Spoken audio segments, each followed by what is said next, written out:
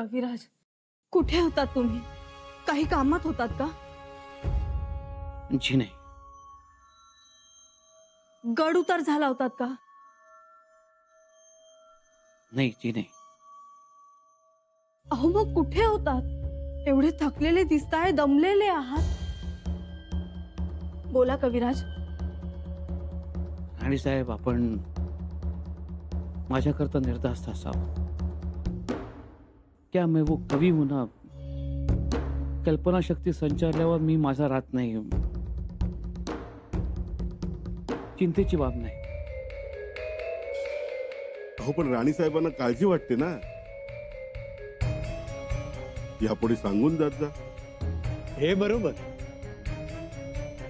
मग अहो मसलत थांबवली राणी साहेबांनी तुमच्यासाठी. क्षमा असावी राणी साहेब, माझ्याकरता मसलत थांबले. मी आपणास प्रार्थना करतो, कामकाज सुरू करा.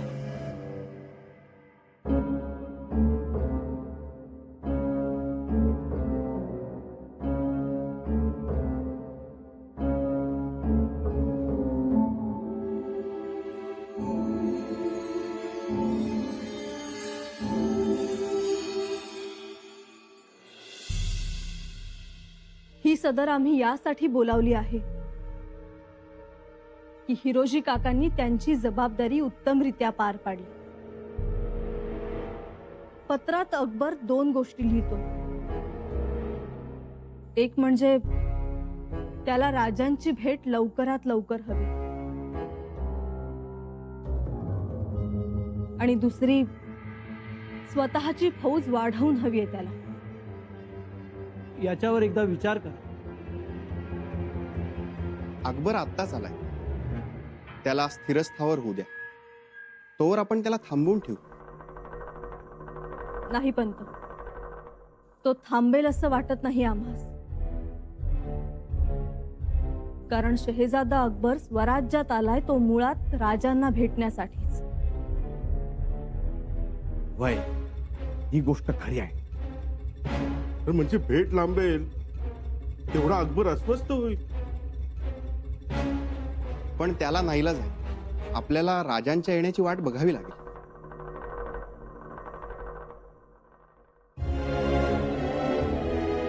या खलित्यावर कोणता निर्णय घ्यावा यासाठी आपणा सर्वांच्या संमतीनं आम्ही निर्णय घेणार होतो. परंतु आम्हास असं वाटतं आहे, हा खलिता राजांकडे पन्हाळगडावर रवाना करावा, आणि तोही तातडीने. हे उत्तम. हो, म्हणजे राजे स्वतः वाचतील आणि त्यावर निर्णय घेतील. माझं म्हणणं असं आहे,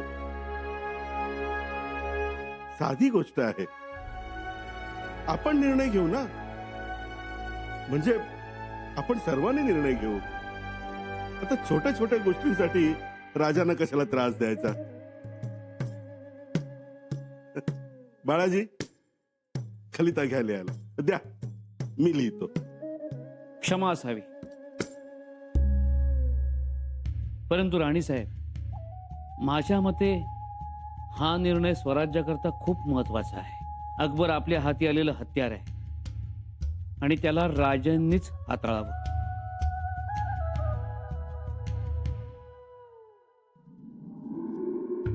एकदम बरोबर. बाळाजी काका, हा खलिता पन्हाळगडावर रवाना करा. सदर बरखास्त.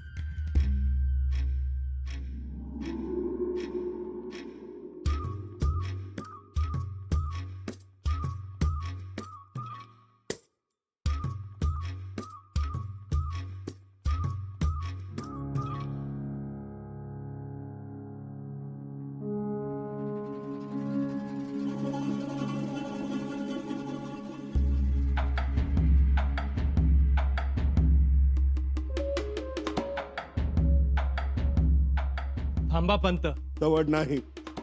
काढावी लागेल पंत. बोला. मी फार वेळ घेणार नाही तुमचा. फक्त एक गोष्ट ध्यानात ठेवा, आपण सर्वांनी मिळून महाराजांसोबत स्वराज्याची सेवा केली. ते करताना चांगल्या वाईट गोष्टी घडतात. आपण लक्ष नाही द्यायचं वाईट गोष्टींकडे, सोडून द्यायच्या. एवढे अपमान मी सोडून देऊ? नाही, मी बंड करणार. तुम्ही बंड कराल, पण स्वराज्य शतखंड होईल. चालेल तुम्हाला? हं?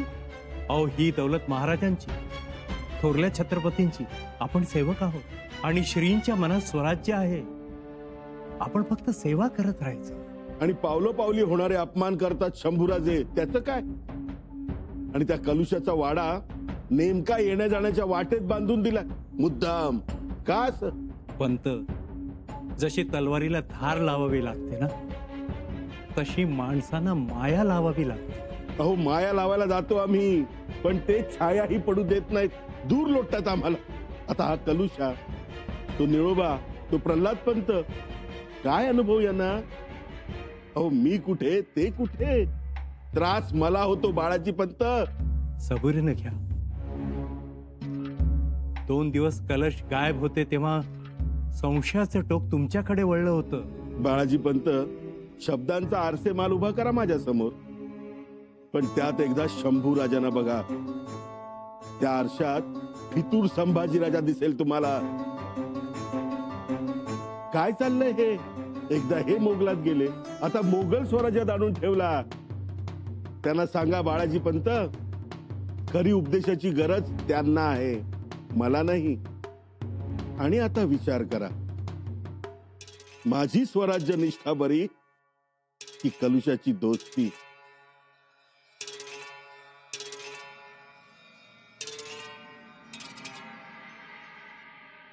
प्रणाम. काय? नाही म्हटलं प्रणाम. राम राम. राम राम. का थांबवलंस? कुछ नाही, पूछताछ नाही, म्हणजे चौकशी माझी आपण नाही केली. का? लढाईला गेला होतास का? लढाईपेक्षा गंभीर समस्या निर्माण झाली होती. असं मला नाही माहिती. माहिती असायला पाहिजे, आपल्याला सगळ्या गोष्टींची खबर असते ना. हो, पण लुंग्या सुंग्याची खबर कशाला ठेवीत मी? मला काय तोच उद्योग आहे का? पण गडावरून एक माणूस गायब होतो, गायब केला जातो, आणि तुम्ही त्याबद्दल अनभिज्ञ. तू गायब होतास की कविता करायला कुठल्या घळीत बसला होतास? मला वाटलं तू शंभू राजांवर कविता करत होतास. काव्यच करत होतो, पण तुमच्या परसूने काव्य करू दिलं नाही हो. कलुषा, का? काय झालं? कोण परसू? कुणाचा परसू? आठवत नाही परसू? म्हणजे आता हे खुसपट काढून मला बदनाम करायचं चाललंय का? म्हणजे अनाजी पंताला तापायचं, आपण वर यायचं, हे बंद करा. माझं नाव कशात गोवलेलं मी खपवून घेणार नाही. पण मी खपवून घेतलं की? मी सहनी केलं, आणि आपण पाहिलं ते. काय? माझ्या बाबतीत काय घडलं याचा मला अंदाज आहे. काही माणसं ओळखले. राणीसाहेब खोदून खोदून विचारत होत्या, अभय देऊन बोलतं करण्याचा प्रयत्न करत होत्या, पण मी तोंड उघडलं नाही. घाबरलास? घाबरलो, पण स्वतःच्या जीवाला नाही. रायगडावर रक्तपात होईल म्हणून घाबरलो. चांगलं केलं. निघतो. पण एक सांगतो, लक्षात ठेवा,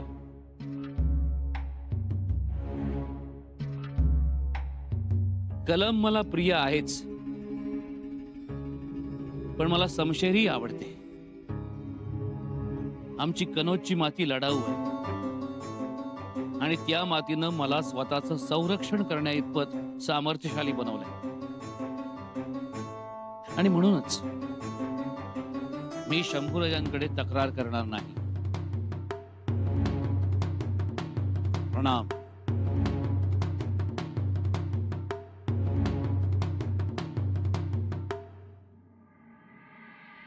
मी सांगतो ना, कुणीतरी थांबवलं असणार त्यांना. कदाचित त्यास ते आतला समजा वृत्तांत सांगायचंय, पण समजांच्या समोर कसं काय बोलणार?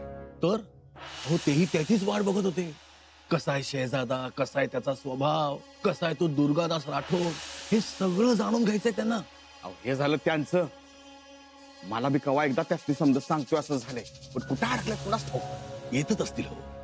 खिनभर थांबू, नाही झालं तर सरळ वाडा गाठी सुरनिसांचा. सुरनिसांचा? सुरनीस झालं इतिहास जमा. ऐकलं का? मुजुमदारांचा वाडा म्हणा. मालक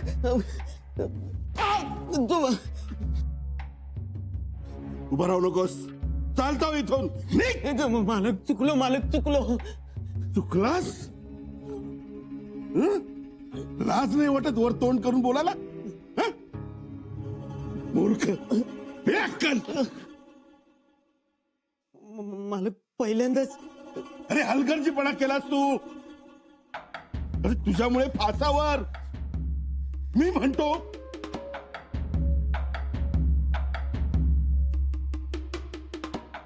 म्हणतो कलुषा निसटलाच कसा? मुर्दा पाडायला सांगितलं होतं ना? मालक समधी तयारी केली होती. ऐन वक्ताला घात केला त्यानं. घात केला की तू फिरलास? अहो मालक काय बोलताय काय तुम्ही? अहो तुमच्या घातल्या घासाचा आणि सांगितल्या कामाचा म्या तुमच्याशी दागा नाही करणार. मालक माझ्याकडून चुकलं. भेटला तेव्हा कसा बोलत होता? म्हणाला परसूला बघितलं. बरं, आम्ही तर बुरखा बांधूनच उचलला त्याला. तो चाणाक्ष आहे. आता त्याने तोंड उघडलं तर? म्या साक्ष देईन ना. म्या सांगन तुमचा काही संबंध नाही म्हणून. तू साक्ष देशील रे, पण तू हलगर्जीपणा केलास. ऐन वेळी कलुषा कसा निसटला तेच समजलं नाही. का महाराजांची माणसं पोहोचली तिथपर्यंत? हा? त्यांनी तर काढला नसेल माग कलुषाचा. काही सुचत नाही. सगळं डोक्याच्या वरनं. काय झालं असेल? कसा निसटला असेल? आम्हाला हे सगळं गूढ वाटतं आहे. हो म्हणजे म्हणजे तुम्हीच म्हणालात ना की कविराज बोलत नाहीये. ते काहीच बोलत नाहीये. जी मातोश्री. त्यांनी बोलायला हवं. काय घडलंय ते सांगायला हवं. मातोश्री आम्ही खूप विचारलं त्यांना, मग पण ते काहीच बोलत नाहीत.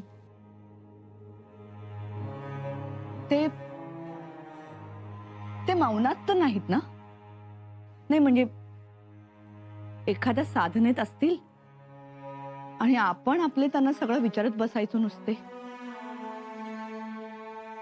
तुम्ही म्हणताय तसंच असेल, नाहीतर ते असे गप्प गप्प का बसतील? हो ना मातोश्री, आम्हालाही त्याच गोष्टीचं आश्चर्य वाटतं.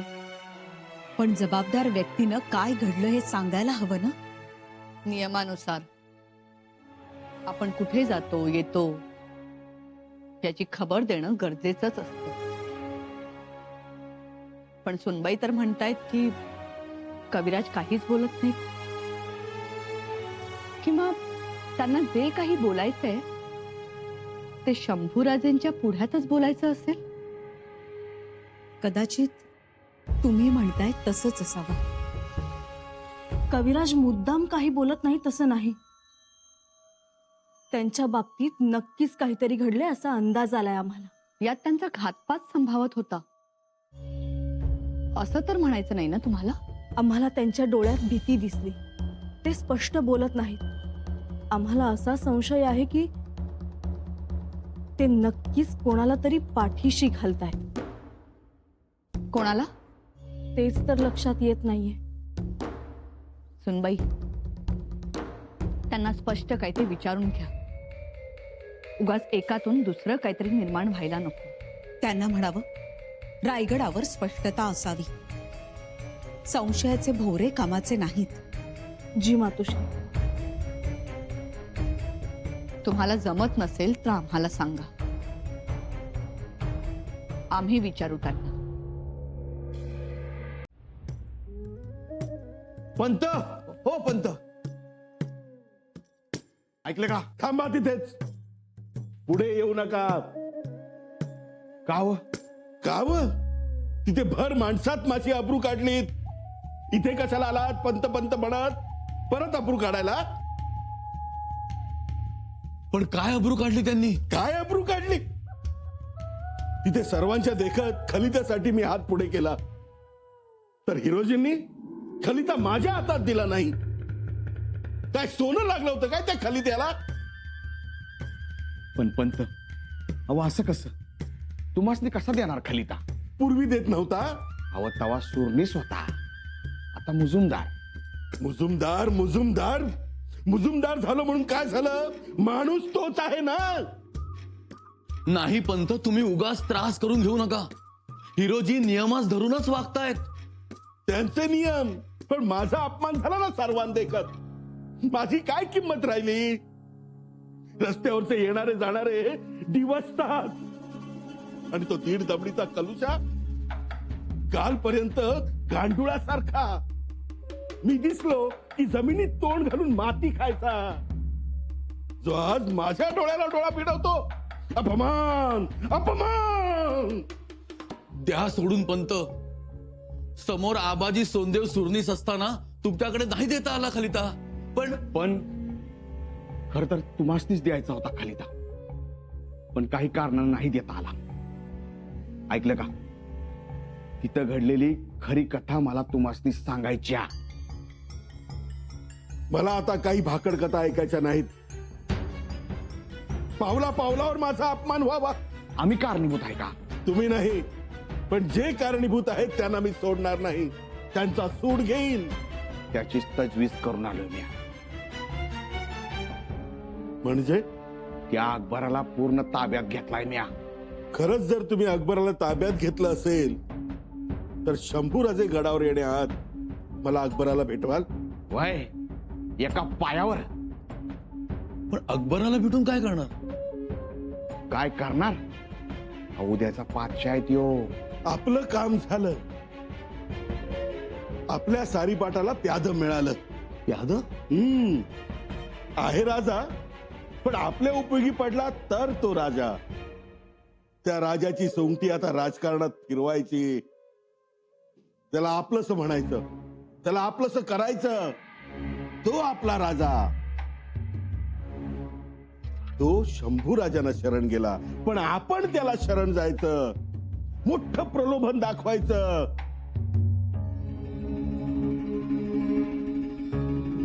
हेतू साधायचा आणि सगळं करायचं आपल्या मनासारखं. पंत, माझा अपमान काय? या अनाजीचा अपमान, भर दरबारात अपमान.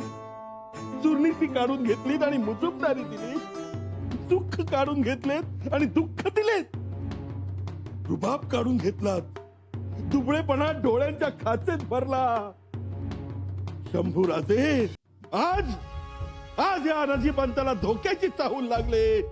माझी सुरनिसी काढून घेतली.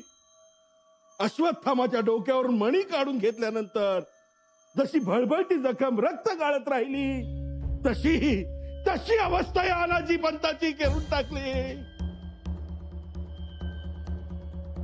शंभूराजे, आता मला माझी ही परवड पाहवणार नाही. आतापर्यंत अपमान अंधाराच्या आडोशाने गिळला, पण आता नाही.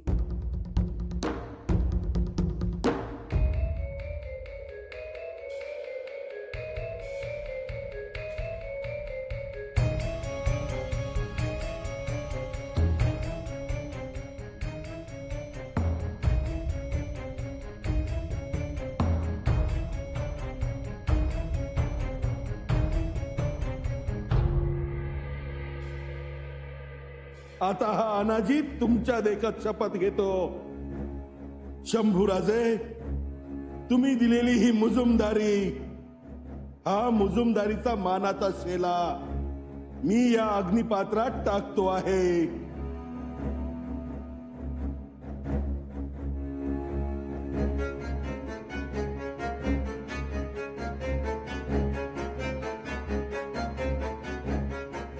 या शेल्यानं उसळलेली ज्वाळा अशीच जिबळ्या चाटत उंचावत राहील. अशीच आग भडकत राहील. हा अनाजी पंत शंभू राजांचा निपात करत नाही तोपर्यंत या अनाजी पंताच्या घरात ही विस्तवाची धुणी अखंड जळत राहील. ही मी प्रतिज्ञा करत आहे.